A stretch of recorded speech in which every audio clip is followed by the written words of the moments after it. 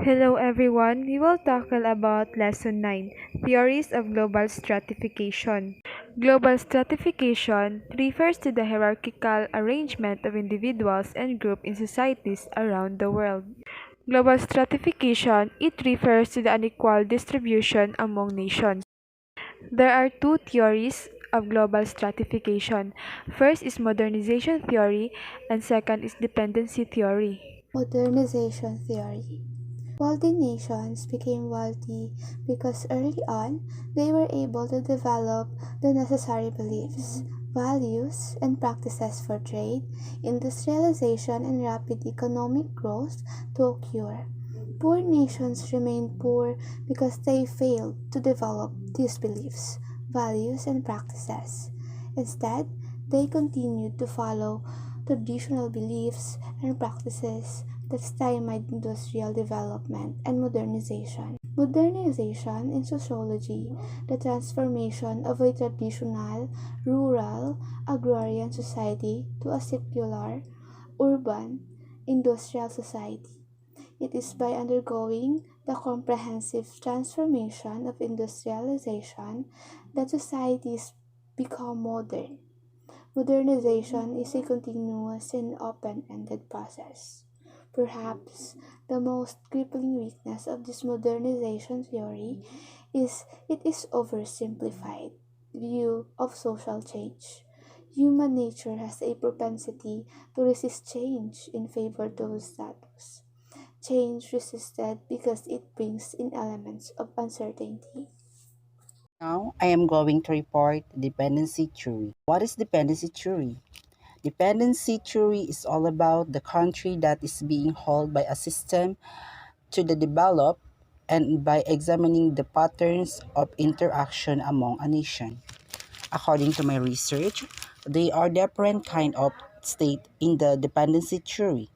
They are CC stand for center of the center. PC is periphery of the center, CP the center of the periphery, and PP is periphery of the periphery. So what I'm talking about? CC is the center of the center considered as the most powerful and developed country, UK and UE. And under CC is PC or the periphery of the center. These are the country that are modern and industrial such as Netherlands, Japan, and Canada. And under the PC is the CP, the center of the periphery is the city or the center of the periphery. This country are still developing country but they have a fair amount of wealth in their country.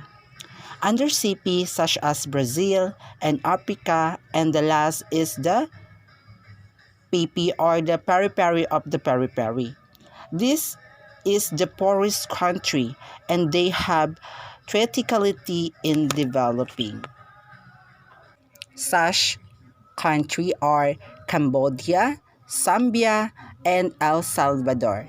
That is the kind of state dependency theory have three arguments explaining why these poor countries are still developing.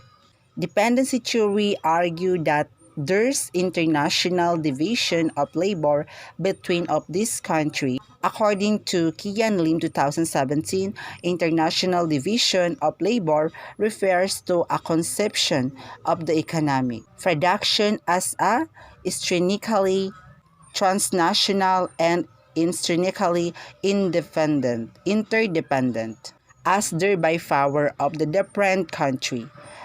New the argument is that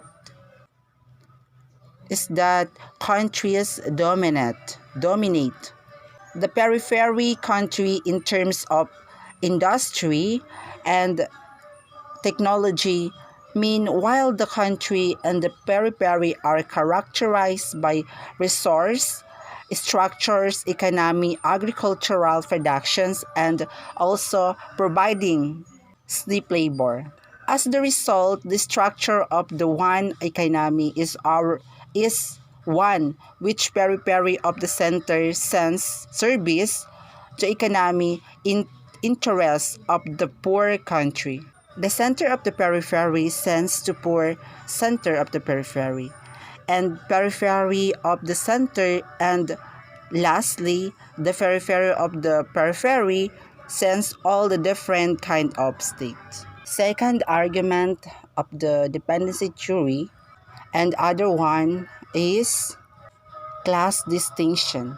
According to the NAMS 2017, among of the first types of nation in the world, CC, CP, and PC and PP, there is a clear divide between the rich and the poor. What I mean is division of rich class and poor class dependency theory argue that these rich people, the political and economical, the rich country all cooperate with one another to ensure that instay the power and increase in their own wealth. So they collaborate one another to maintain one system and to keep the system to wait this become of this developed country continue to develop, and the poor country will remain this underdeveloped. Now we will talk about the modern world system. The modern world system is a source of global economic inequality as the technology and wealth are being funneled towards the core nations while the peripheral countries remain economically dependent of them. A world system is a social system, one that has boundaries, structures, members of groups, rules of legitimations, and coherence. Immanuel Maurice Wallerstein. He composed the world system theory. He is American sociologist and economic historian.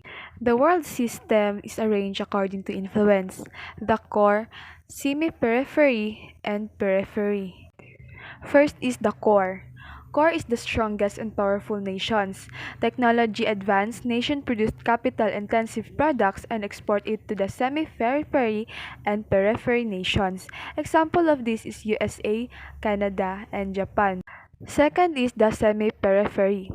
Less developed than core nations but more developed than peripheral nations. Example of this is South Korea, Taiwan, and India. Last is the periphery. Nations whose economic activities are less mechanized, primarily concerned with exporting raw materials and agricultural goods to core and semi-periphery nations. Example is this Bolivia, Nepal, and Philippines.